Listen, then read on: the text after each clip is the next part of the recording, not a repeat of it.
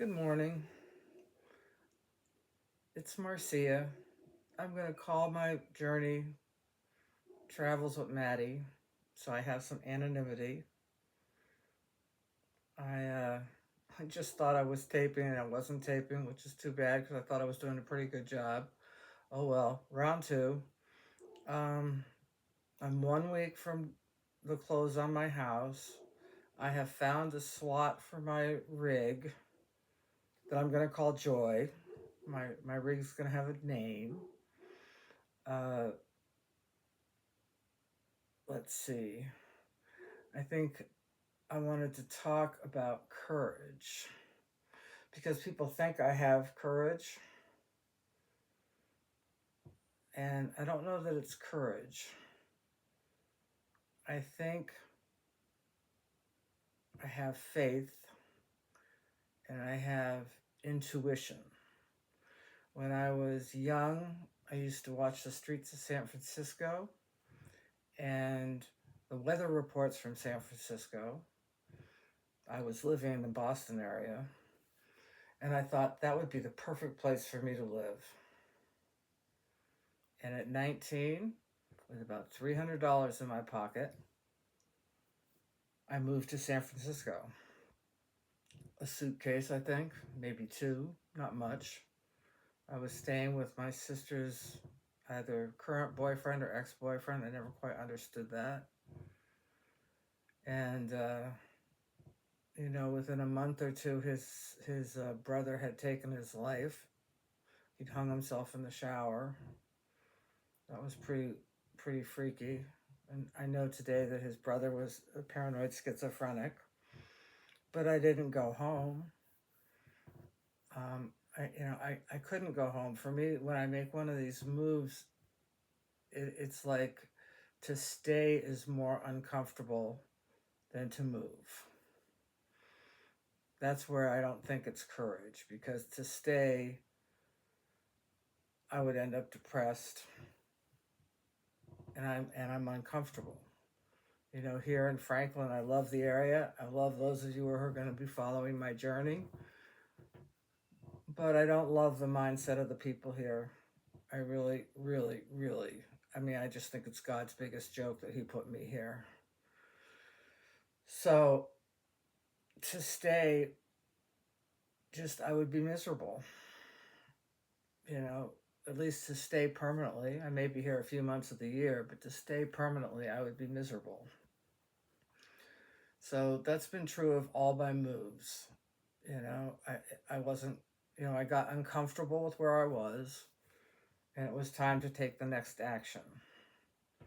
So there was the move to San Francisco. That was a very wild time. I'm glad I survived. And I have a lot of great memories of San Francisco. And then I think my dad was turning 80, 70 or 80, and they were having a huge party for him. And I went back to Boston for that. And I had a walk with one of my dogs, and I just knew in that walk that it was time to come home and spend time with my family.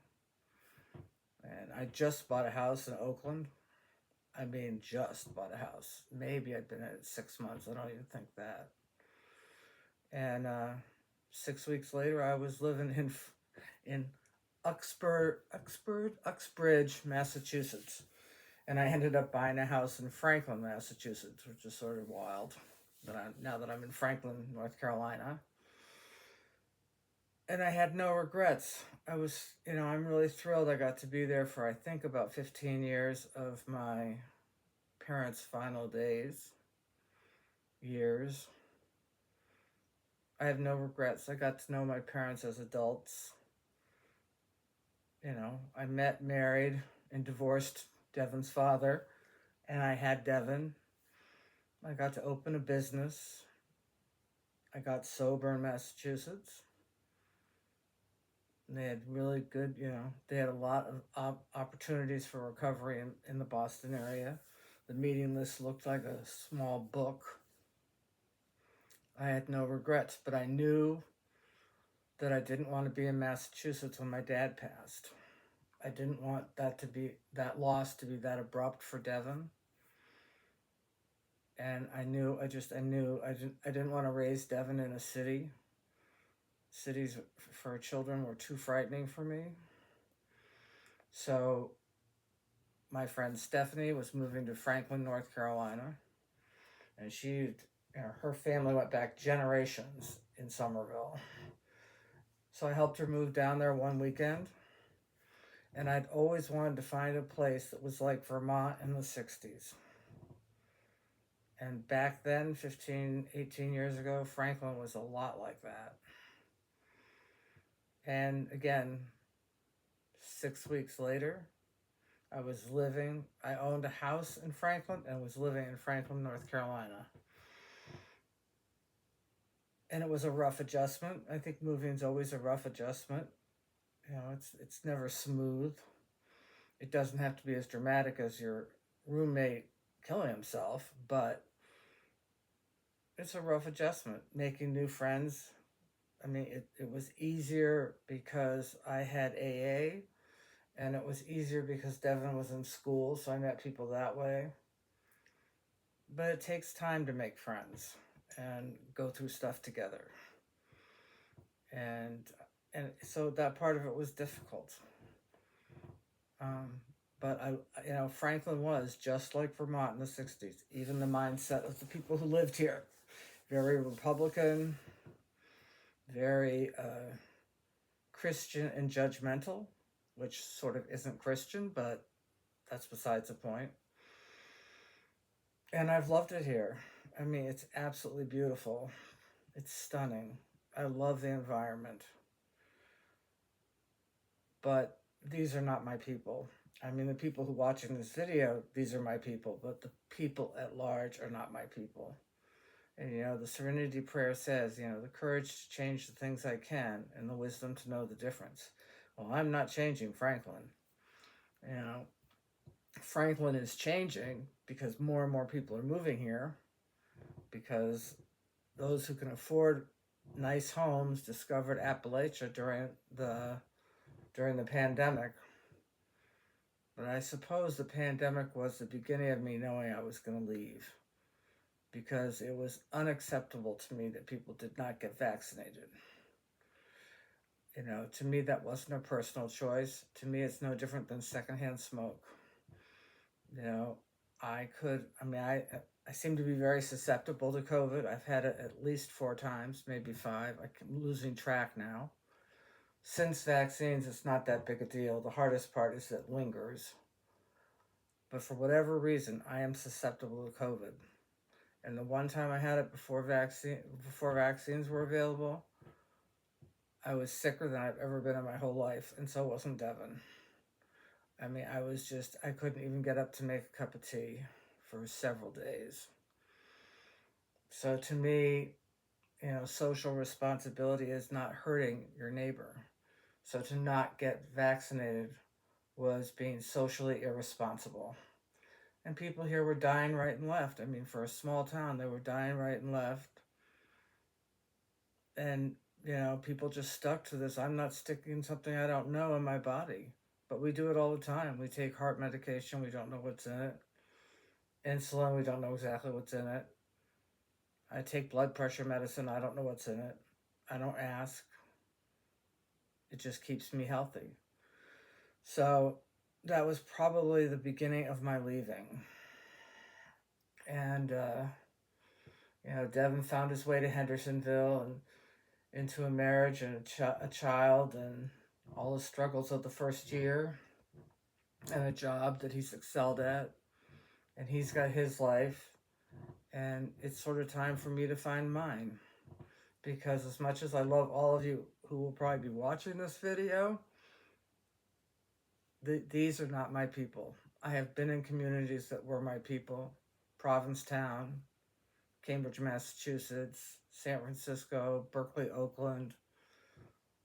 In each of those places, I felt like I was with my people. And I have never felt like I was with my people here. So, this journey is sort of to find my people again. And to not take the journey, for me, it's sort of giving up on life. So that's where it's not courageous. It's doing, I spent the first half of my life struggling just to survive, food banks to help feed Devin and me, nominal jobs here because I couldn't get the job I was trained for, because that's sort of how small towns work. And they also have a really good teaching college the next town over. So the new teachers, had grown up in this area and they'd gotten a really good education, probably better than mine.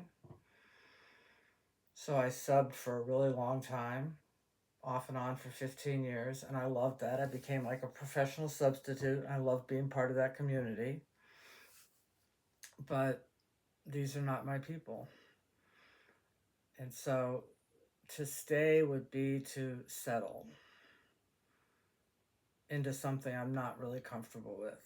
I'm not that comfortable with AA here, and I'm not that comfortable with the community at large, which is difficult because a lot of the people I don't agree with, I really love as people, but I just can't get past some of their views. I mean, I really can't get past some of their views, and I'm not going to change them. So it's time for me to go.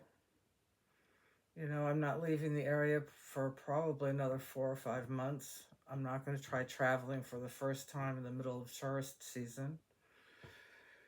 So it's now, I'll be moving into my rig, my RV, at the beginning of April, and I'll probably hit the road beginning of August, maybe the middle of August. So I'll have time for the transition. I'll have time to get used to, riding in my RV. I'm going to do some short trips. I want to go to Mammoth Caves in Kentucky, Stone Mountain in Georgia, and maybe go to the beach, but my intuition is not pulling me east. My intuition is pulling me west. So I'll go west. Sometime I want to get back up north, but again, that's not where my intuition's pulling me. It's pulling me west. It's pulling me southwest. So I will get used to RV living with my dogs in the next few months. When I take my first trip, I'll let you know. And I'll figure out how to post this and how to do the YouTube thing. I wanted to be all dressed up and with makeup on, but that's just not me. I have to do this when I move to do it. So, welcome to Travels with Mattie, because that's what this will be. And every one of you who I've invited onto this YouTube channel, I love you dearly, and I look forward to your feedback. And until next time, peace out.